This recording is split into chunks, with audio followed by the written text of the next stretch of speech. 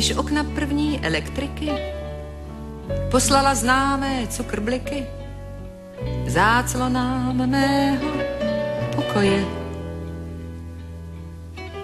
A úsvit přišel stisknout kliky, tak po klávesách harmoniky šly tóny dělat rozbroje.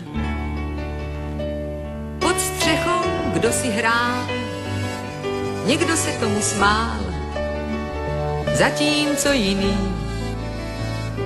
dostal vztek.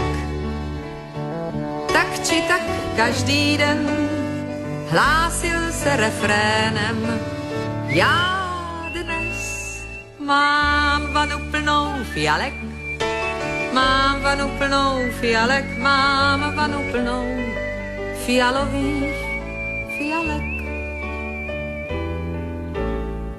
Tak chodilo to každé ráno a někdo říkal nevídáno, ať se ten chlápek pobaví.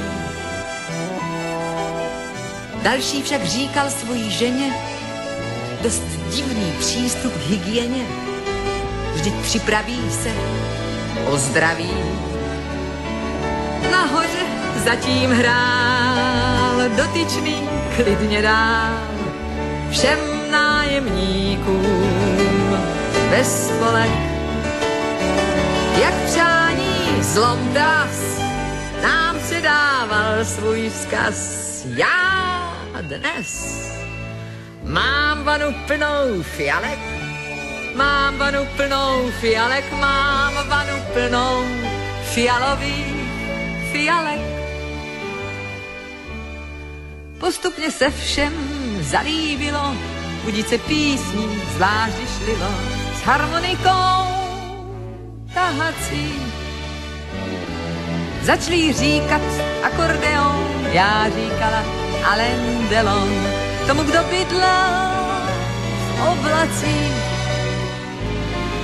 tomu, kdo bydlel v oblacích.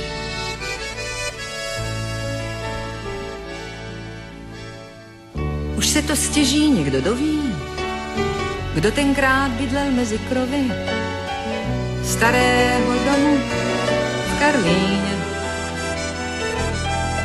Odešel prostě jednou k ránu z bytu, co nikdy neměl vanu a voněl nejvíc po víně. Tím, co nám tady hrál, nás vlastně obelhal, řekli si všichni ve spolek. Já v špatném počasí však dodnes zpívám si, já dnes mám vanu plnou fialek, mám vanu plnou fialek, mám vanu plnou fialových fialek.